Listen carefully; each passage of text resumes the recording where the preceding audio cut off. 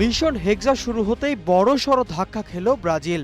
দলের প্রাণভোমরা Neymar junior ইনজুরির কারণে শুধু উদ্বোধনী ম্যাচই মিস করেননি, বরং পুরো গ্রুপ পর্ব থেকেই তার ছিটকে যাওয়ার সম্ভাবনা প্রবল হয়েছে। গত 17 মে সান্তোসের হয়ে খেলার সময় পায়ের পেশির ইনজুরিতে পড়েন 34 বছর বয়সী এই তারকা।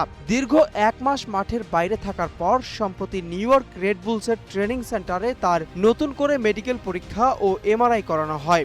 তাদের বিশেষ প্রতিবেদনে জানিয়েছে নেইমার এখনও দলের সাথে কোনো অনুশীলন শুরু করতে পারেননি, বরং তার মাঠে ফেরার প্রক্রিয়া আরও দীর্ঘায়িত হচ্ছে। মরক্কোর বিপক্ষে প্রথম ম্যাচে 1-1 গোলে ড্র করার পর ব্রাজিলের আক্রমণ ভাগের দুর্বলতা স্পষ্ট হয়ে উঠেছে।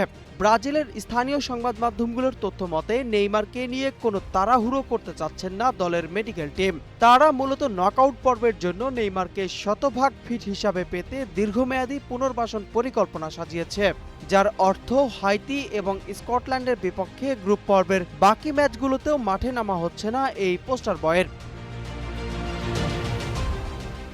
অবশ্য নেইমারের দ্রুত সুস্থতা নিয়ে আশাবাদী Brazil coach Carlo Ancelotti. Coach জানান নেইমার দ্রুত সেরে ওঠার জন্য কঠোর পরিশ্রম করছে। দলে তার অন্তর্ভুক্তি কেবল মাঠের ফুটবল কৌশলের জন্য নয়, বরং দীর্ঘ অভিজ্ঞতা দলের তরুণ খেলোয়াড়দের দারুণভাবে অনুপ্রাণিত করবে। নূর ইসলাম, নিউজ ডেস্ক, গ্লোবাল টেলিভিশন।